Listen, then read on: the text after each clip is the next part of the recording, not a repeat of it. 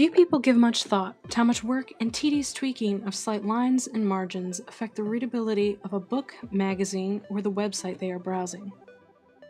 In most cases, if a reader is kept from thinking about a designer's font choice, it's a sign that the job was well done.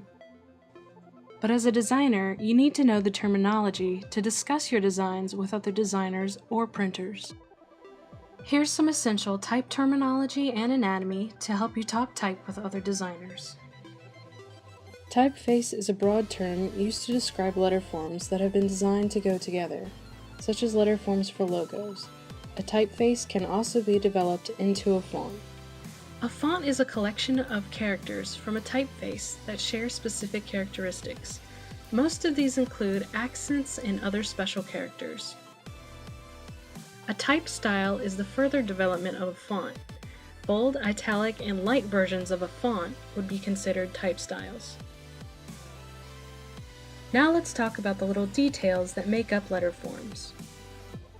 First, we have guidelines that help keep everything consistent. The baseline is just like the line you would write on in a notebook. Most letters will sit along this line. The cap height is a guideline that marks where most capital letters will naturally end. The X height marks the top of lowercase letters. This line is also called the waistline when used on letters like B, D, F, H, or K because it marks the top of the body of the letter. Ascender lines mark the space for lines to extend from capital letters, while descender lines mark the space for ascending lowercase letters like G, J, P, Q, and Y. Now that we have the guidelines, let's talk about the elements that make up letter forms. All lines used to construct a character are called a stroke. The primary stroke of all letter forms is called the stem stroke, while the secondary lines are called hairline strokes. Hairline strokes that run horizontally are called crossbars.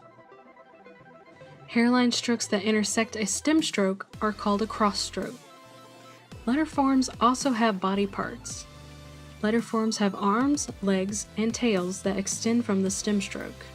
The letter S has a unique curve called a spine. What is a serif and what is a sans serif font? Terminals are simply the endpoint of a stroke.